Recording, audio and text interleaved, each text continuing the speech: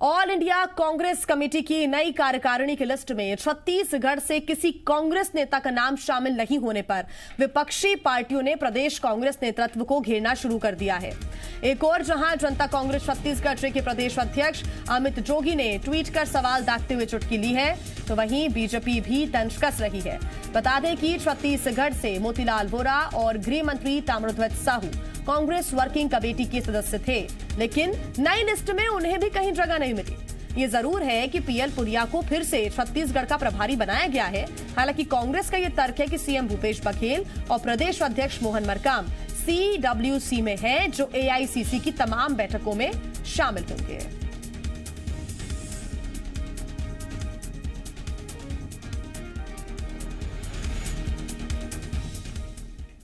भाजपा जैसी पार्टी के नेताओं के बस में कांग्रेस को समझना नहीं है। छत्तीसगढ़ के 3 लोग हर कार्य समिति की बैठक में होंगे। भाजपा के द्वारा जो बात कही जा रही है वो नासमझी में कही जा रही है, गलती निकालने के लिए सिर्फ कही जा रही है, कोई सत्यता नहीं है भाजपा के। छत्तीसगढ़ को प्रतिनिधित्व जो है इस समिति में नहीं दिया गया है। ये कोई भी न तो आदिवासी नेतृत्व है, न पिछड़ा वर्ग है, न छत्तीसगढ़िया है, किसी को भी नहीं दिया गया है। इससे स्पष्ट है कि छत्तीसगढ़ से वर्तमान आला कमान जो है अब उतना खुश नहीं है। जो वंश खुश करने जिन लोग लगे थे उनसे कहीं न कहीं नाराजगी स्पष्ट रूप से इस कार्यकारिणी में प्रकट हुई है। तो AICC की कार्यकारिणी की एक जंबो लिस्ट जारी होती है। 58 सदस्यों की ये जंबो लिस्ट जारी की जाती है, लेकिन इस लिस्ट में छत्तीसगढ़ के कोई भी बड़े नेता का नाम शामिल नहीं है। हालांकि कांग्रेस ने तंज कसते हुए बीजेपी को भी कहा है कि हमारे यहां से 2 महत्वपूर्ण पद वाले लोग यानी कि सीएम भूपेश बघेल और प्रदेश अध्यक्ष मोहन मरकाम ये CWC में है और ये AICC की तमाम जो महत्वपूर्ण बैठकें हैं उसमें शामिल होंगे। हालांकि ये कांग्रेस खुद को सहानुभूति देने वाला कार्य कर रही है या फिर नहीं, इसके बारे में भी हम आगे चर्चा करेंगे और खुद कांग्रेस से सवाल करेंगे। तो वहीं आपको बता दें कि अमित जोगी ने ट्वीट कर सवाल दागते हुए चुटकी ली है और बीजेपी ने भी तंज कसा है। खास पैनल हमारे साथ जुड़ा हुआ है। संजय श्रीवास्तव जी बीजेपी से हमारे साथ जुड़े हुए हैं, प्रवक्ता हैं। संजय जी, बहुत स्वागत है आपका जी मध्य प्रदेश छत्तीसगढ़ में। कांग्रेस से हमारे साथ आरपी सिंह जी जुड़ गए हैं। आरपी सिंह जी, बहुत स्वागत है। और ब्यूरो चीफ छत्तीसगढ़ के देवेश तिवारी हमारे साथ जुड़े हुए हैं। सबसे पहला सवाल आरपी सिंह जी आपसे बनता है, हर छत्तीसगढ़ वासी हो, बाहर का व्यक्ति हो, हमेशा हमने सुना है, कहता आया है छत्तीसगढ़िया सबले बढ़िया, लेकिन क्या दिल्ली आला कमान आपका ये नहीं मानता? बीजेपी क्योंकि ऐसा कह रही है? देखिए, भारतीय जनता पार्टी की बेचैनी और दर्द को मैं जो है महसूस कर सकता हूँ। CWC कांग्रेस पार्टी की सर्वोच्च कमेटी है जहां पर पार्टी का अध्यक्ष और नेता प्रतिपक्ष अगर सत्ता नहीं होती है तो 2 व्यक्ति वहां पदेन सदस्य होते हैं। और जिस राज्य में सत्ता होती है वहां का मुख्यमंत्री और वहां का PCC का अध्यक्ष वहां का पदेन सदस्य होता है। ये बात नंबर 1। दूसरा, भारतीय जनता पार्टी की सर्वोच्च जो कमेटी है उसका नाम है भाजपा संसदीय बोर्ड। मुझे याद नहीं आता इस राज्य की स्थापना के 20 वर्षों में भारतीय जनता पार्टी का कोई एक भी नेता संसदीय बोर्ड का सदस्य रहा हो। 15 साल तक यहाँ मुख्यमंत्री रहे डॉक्टर रमन सिंह, जो कि भाजपा में किसी भी मुख्यमंत्री बनने के व्यक्ति के रिकॉर्ड को तोड़ चुके हैं। यहाँ तक कि मोदी जी के भी रिकॉर्ड को उन्होंने तोड़ा है। ठीक, तो ऐसा व्यक्ति जो भारतीय जनता पार्टी में सर्वाधिक समय तक मुख्यमंत्री रहता है वो भी भाजपा संसदीय बोर्ड का सदस्य नहीं बन पाता है। ये वो देखें कि उनकी निगाहों में लेकिन सत्ता छिनने के बाद भी डॉक्टर रमन सिंह को राष्ट्रीय उपाध्यक्ष बना दिया जाता है, तवज्जो उनको मिलती है। लेकिन अब आप देखिए आरपी सिंह जी की बात में कांग्रेस की कर रही हूं कि छत्तीसगढ़ से कांग्रेस के किसी बड़े नेता को कार्यकारिणी में जगह क्यों नहीं मिली, इसका क्या जवाब है आपके पास? कार्यकारिणी में 3 लोग यहाँ से बताया ना, यहाँ के मुख्यमंत्री पदेन सदस्य हैं, यहाँ के PCC के अध्यक्ष पदेन सदस्य हैं, हमारे PL पुनिया प्रभारी जो बने हैं दूसरी बार वो वहां पर मेंबर है। तो 3 लोग यहाँ से हैं। ये तो खाली ये बता दें कि भाजपा संसदीय बोर्ड में इनके यहाँ से आज तक पिछले 20 वर्षों में कौन आदमी सदस्य रहा और कब रहा है। और सबसे बड़ी और मोतीलाल वोरा जी और गृह मंत्री ताम्रध्वज साहू इसमें नजर नहीं आ रहे हैं, जो कि पहले एडेड थे। अरे सुन लीजिए, सुनने थोड़ा आदत डालिए, पहले सुनने का आदत डालिए। देखिए, CWC के मेंबर जब क्वेश्चन सुनने का भी आदत बने थे, हाँ सुन लीजिए, पहले वो सांसद इसलिए बने थे क्योंकि वो सांसद सदस्य बने थे। राज्य सरकार का कोई मंत्री CWC का मेंबर नहीं बनता है, ये पार्टी का नियम है। साहू जी अब यहाँ पर चूंकि राज्य सरकार मंत्री है तो वो वहां नियमतः नहीं बन सकते। वोरा जी का आयु सर्वाधिक हो चुकी है, आप इस बात को जानती हैं। हमारे यहाँ स्थिर, हम तो ये बोलते हैं कि 20 वर्षों में आपकी बीजेपी से एक आदमी का नाम बता दीजिए जो संसदीय बोर्ड का सदस्य रहा हो, वर्तमान में कौन हो। और बात थोड़ा और आगे बढ़ा देता हूँ, इनकी हालत देखिए, ये तो बात करते CWC की ना, मैं इनकी बात करता हूँ। 1.5 साल हो गए, सभी जिलों में अध्यक्ष नहीं बना पाए। रायपुर नगर निगम 1 साल होने को है, ये यहाँ पर सभापति नहीं बना पाए। ये हालत है, यहाँ एक आदमी अध्यक्ष बनता है तो मंडल लोग जो है आगे कूद के इस्तीफा देने लगते हैं। अरे तो अपना देखिए साहब, सूप बोले तो बोले, छल्ली क्या बोले। पूछ लेते हैं, संजय श्रीवास्तव जी हमारे साथ लगातार जुड़े हुए हैं, उनसे ही पूछ लेते हैं। संजय जी, आप क्या कहेंगे इस पर? जी देखिए, उम्मीद करता हूं कि थोड़ा समय देंगे, विषय ऊपर से लेके छत्तीसगढ़ तक का है। जी, सबसे पहली बात, जो देश की आजादी के बाद से एक परिवार का कब्जा और तमाम जो आरोप नहीं है वो सर्वथा सही है, जो आरोप लगते रहे कि इस पार्टी के अंदर में कहीं भी आंतरिक लोकतंत्र नहीं है।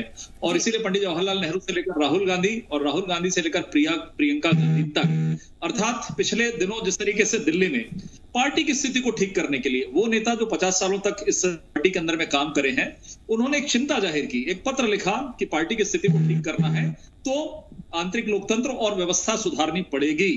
और वही परिवार वंशवाद का ये कि वो जो सब नेता हैं जो 50 सालों तक जिन्होंने काम किया, उनको बाहर का रास्ता दिखाया जाता है CWC की कांग्रेस वर्किंग कमेटी में।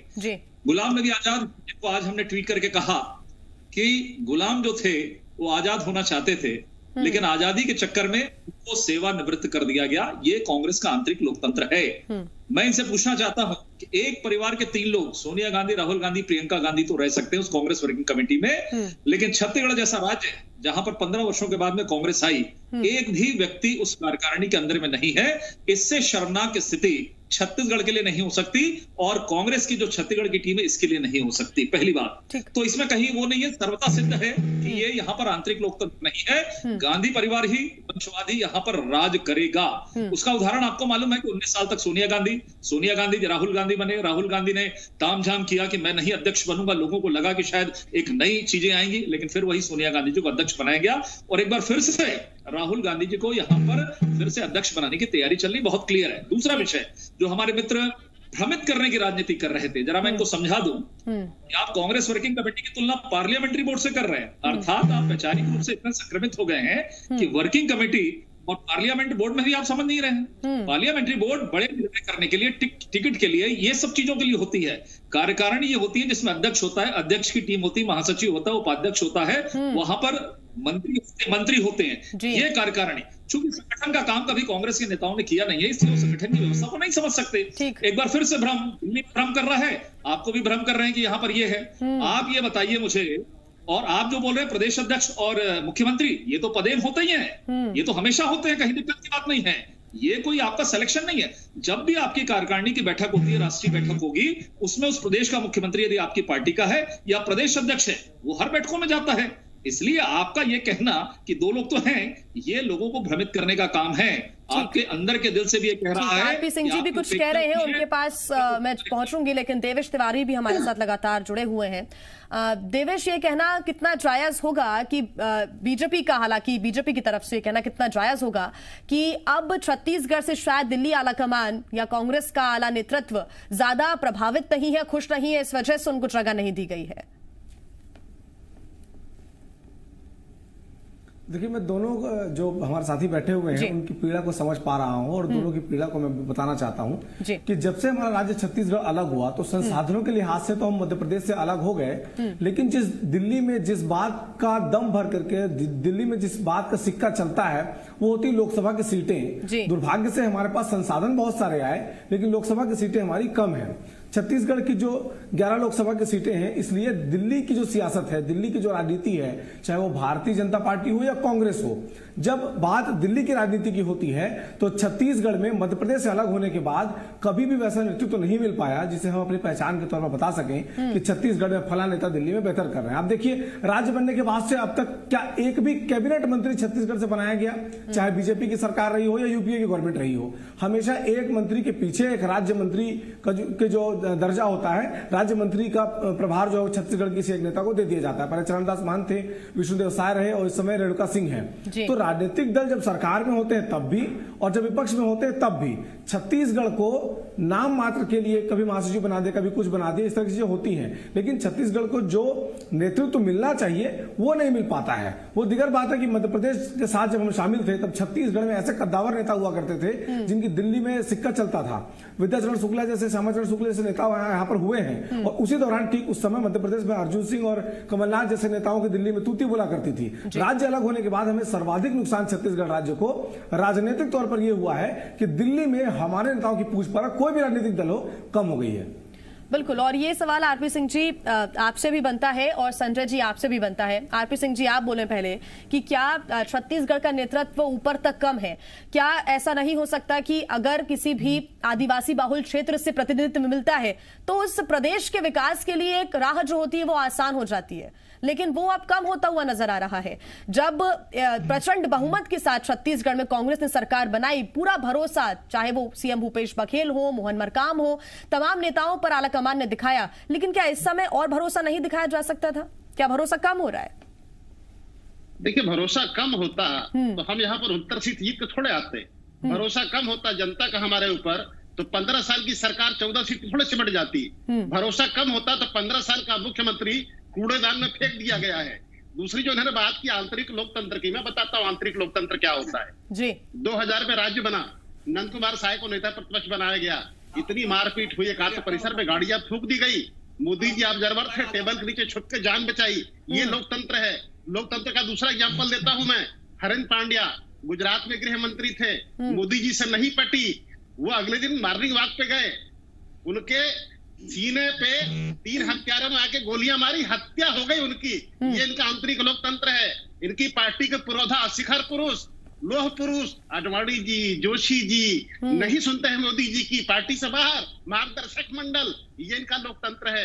अरे साहब, हम गांधी जी की पार्टी, हमारे यहाँ बात हर व्यक्ति को कहने का अधिकार है और बात सुनी जाती है। जस्टिस लोया और हरेंद्र पांड्या नहीं बनता है, उसकी हत्या नहीं कर दी जाती हमारी पार्टी में। क्या आपके संस्कार हैं? ये हमारे संस्कार है। दूसरी बात जो मैंने पूछा उसका जवाब तो आपने दिया नहीं कि भारतीय जनता पार्टी की सर्वोच्च कमेटी, जैसे हमारी सीडब्ल्यूसी है, आपकी संसदीय बोर्ड है, आपने कहा संसदीय बोर्ड टिकट बांटता है, सीडब्ल्यूसी भी टिकट बांटती है। आपने कहा संसदीय बोर्ड पार्टी का फैसले करती है, सीडब्ल्यूसी भी करती है। आखिर 20 साल में इस पूरे प्रदेश में एक व्यक्ति को भारतीय के राष्ट्रीय नेतृत्व ने इस लायक क्यों नहीं समझा? क्यों नहीं समझा कि मेंबर तक बना दे? और वंशवाद की बात, रमन सिंह के पुत्र यहाँ पर सांसद थे, वंशवाद नहीं है। केदार कश्यप के एक पुत्र सांसद, एक मंत्री, वंशवाद नहीं है। अमर अग्रवाल के पिता लखीराम, वो सांसद, बेटा मंत्री, वंशवाद नहीं है। तो छोड़िए, ये जो दलदल है ना, उसके अंदर आप लोग गले तक डूबे हुए लोग हैं। दूसरी बात, सीडब्ल्यूसी में कौन रहेगा कौन नहीं रहेगा तो आलाकमान तय करेगा, और हमारे आलाकमान ने तय कर लिया है कि पार्टी के सर्वोच्च कमेटी में कोई तड़ी पार, कोई अपराधी, कोई हत्यारा, कोई ब्लैकमेलर उसका मेंबर नहीं रहेगा, और हमारे यहाँ है न कभी रहेगा। संजय जी, आरपी सिंह जी ने इतने आरोप लगाए कि फिर से मैं अगर आपको बताऊंगी तो शायद पूरा समय खत्म हो जाएगा। आप ही जवाब दें कि तवज्जो तो आपके यहाँ भी नहीं मिली है, उनका छोटा संक्षेप में शायद यही वो कहना चाहते हैं। देखिए, जिस तरीके से आरपी सिंह ने समय खराब किया, आप बिल्कुल समय मत खराब करिए। मैं तो मुद्दे की बात करूंगा। फिर से एक बार इनको समझाने का प्रयास करूं कि कल से ये समझ जाएं कि वर्किंग कमेटी और पार्लियामेंट्री बोर्ड में अंतर होता है।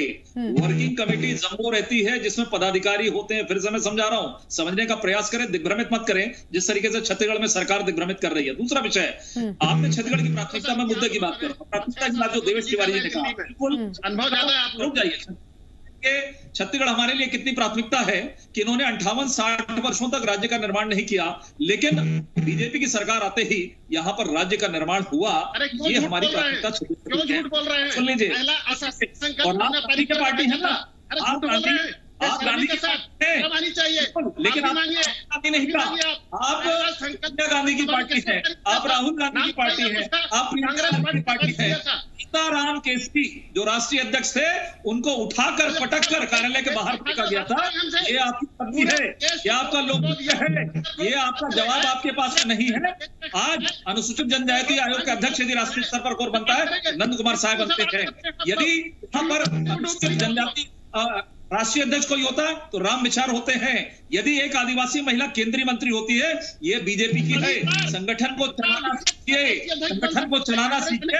धर्म की राजनीति और झूठ की राजनीति है। आपने यहाँ पर सरकार तो बना ली है, लेकिन ये ज्यादा दिन चलने वाली नहीं है। संजय जी, मेरे सहयोगी देवेश ने भी एक सवाल किया था और एक पॉइंट को उठाया था। पहले रही कांग्रेस की सरकार, पहले अजीत जोगी मुख्यमंत्री बने और उसके बाद 15 साल बीजेपी की सरकार रही, लेकिन उस बीच भी कोई एक व्यक्ति ऐसा नहीं नजर आया जो कि मजबूती के साथ छत्तीसगढ़ का मुद्दा केंद्र तक पहुंचाता रहा हो, दिल्ली में बैठा हो। सरोज पांडे जी और है, भूल गए क्या? ये राष्ट्रीय महासचिव सुश्री सरोज पांडे जी, महामंत्री का पद कितना महत्वपूर्ण होता है, लगातार वो रही है।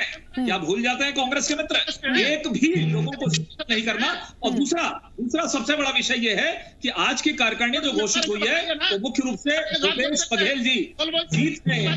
यहाँ पर अंतर्द्वंद चल रहा है, वन मैन शो। अब भूपेश बघेल जी ने सबका किनारा किया है और वन मैन शो की राजनीति सरकार में और संगठन में भूपेश बघेल चला रहे हैं। इसलिए बाकी नेताओं की कोई आवश्यकता नहीं है। तो सांसद 2 सांसद जीत कर आए हैं और 7 सांसद को ले लेते। जब एक सांसद ताम्रध्वज साहू थे तब वो कार्यकारिणी में थे, लेकिन आज 2 सांसद के बाद भी जिनके पास में कार्यकारिणी में जिनके पास में जगह नहीं है, ये शर्मनाक है। और छत्तीसगढ़ के नेताओं को गांधी परिवार के पास जाना चाहिए। वो गांधी नहीं, ये सोनिया, राहुल, प्रियंका, एक परिवार के 3-3 लोग कार्यकारिणी में शर्म की बात है। लेकिन छत्तीसगढ़ के 2.5-3 करोड़ लोगों से एक भी अधिकारी नहीं है। इससे बड़ी शर्मनाक चीज कांग्रेस पार्टी के लिए नहीं हो सकती है। इस्तीफा देके आना चाहिए आप लोगों को जाकर। ठीक संजय जी, आखिरी इतना समय नहीं है हमारे पास। देवेश, मेरा आखिरी आपसे रहेगा सवाल ये कि अपनी जगह राजनीति है, लेकिन नेतृत्व अपनी जगह है कि छत्तीसगढ़ से किसी भी प्रतिनिधि को ऊपर तक जाना, अगर नहीं वो जाता है तो ये छत्तीसगढ़ से के लिहाज से एक नुकसान ही नजर आता है। और अगर इस तरह से ही कार्य चलता रहा और अगर प्रतिनिधित्व ऐसे नहीं मिलता है आगे जाकर, उस पर फोकस नहीं किया जाता है, तो कितना नुकसान मानते हैं आप? देखिए, छत्तीसगढ़ के लिहाज से बहुत बड़ा नुकसान है, क्योंकि हमारा प्रदेश जो है मिनरल्स का गढ़ है। छत्तीसगढ़ में अलग अलग तरह के मिनरल पाए जाते हैं और ऐसी स्थिति में अगर सेंट्रल जो है वो करों का अधिकार अपने पास ले लेता है और हम इतने संपन्न होने के बाद भी कोयले के बारे में दिल्ली में कुछ कह नहीं पाते हैं, कोयले का प्राइवेटाइजेशन होने की स्थिति आ जाती है, हमारे जल जंगल जमीन को बचाने की नौबत आ जाती है और दिल्ली में अगर हमारी बात नहीं सुनी जाती, उस दिन लगता है कि छत्तीसगढ़ में कोई बड़ा नेतृत्व होना चाहिए दिल्ली में, जो कि छत्तीसगढ़ की बातों को बड़ी मजबूती के साथ वहां पर रख सके। छत्तीसगढ़ के बस्तर जहां पर इंडस्ट्रियलाइजेशन के जरिए विकास की परिकल्पना की जाती है, वहां का एनएमडीसी अगर प्राइवेटाइजेशन की ओर दौर और जाता है, तब यह लगता है कि छत्तीसगढ़ का कोई नेतृत्व होना चाहिए जो कि दिल्ली में हमारी बात को रख सके। छत्तीसगढ़ के कई बड़े डैम जो हैं जिनके काम वहां पर लंबित हैं, केंद्र सरकार से बहुत सारी उम्मीदें छत्तीसगढ़ को होती हैं, लेकिन जो डिमांड की बात होती है तब राजनीतिक दल छत्तीसगढ़ के भीतर आपस में लड़ाई करने लगते हैं, आपस में बयानबाजी करने लगते हैं। लेकिन छत्तीसगढ़ का साझा हित जो है उसके लिए कोई बड़ा नेतृत्व, चाहे वो किसी भी दल से उभर कर आए, जो कि छत्तीसगढ़ के मुद्दों को दिल्ली में मजबूती के साथ रख सके और यह कह सके कि आपके राज्य का वो अधिकार है, उसे वो किसी कीमत पर खोने नहीं दे सकते। जब ऐसा दिन आएगा, जब ऐसी स्थितियां बनेंगी, जब छत्तीसगढ़ के नेताओं को वहां पर प्रतिनिधित्व मिलेगा, चाहे वो कांग्रेस के जरिए मिले या बीजेपी के जरिए, छत्तीसगढ़ को एक बड़े नेतृत्व की जरूरत आज भी महसूस होती है। क्योंकि फिलर नेता जो होते हैं वो तो दिल्ली में नजर आते हैं फिलिंग करने के लिए, राज्य के एक प्रतिनिधित्व लेने के लिए, लेकिन जिस मजबूती के साथ छत्तीसगढ़ के नेताओं को तवज्जो मिलनी चाहिए, उस मामले में हम आज भी कमजोर हैं। बिल्कुल देवेश, बहुत धन्यवाद आपका हमारे साथ जुड़ने के लिए। साथ ही खास मेहमान हमारे साथ जुड़े संजय श्रीवास्तव जी, बहुत धन्यवाद। आरपी सिंह जी, आपका भी बहुत धन्यवाद। सवाल यही है कि सिर्फ एक पार्टी के नेतृत्व में भले छत्तीसगढ़ को जगह नहीं मिली हो, एआईसीसी की कार्यकारिणी में फेरबदल हुए, नए लोगों को शामिल किया गया और पुराने कुछ लोगों को हटा दिया गया, जिसमें छत्तीसगढ़ के लोग शामिल थे, छत्तीसगढ़ के कांग्रेस के नेता शामिल थे, लेकिन कांग्रेस के दिग्गजों को एआईसीसी की इस कार्यकारिणी में जगह नहीं मिली।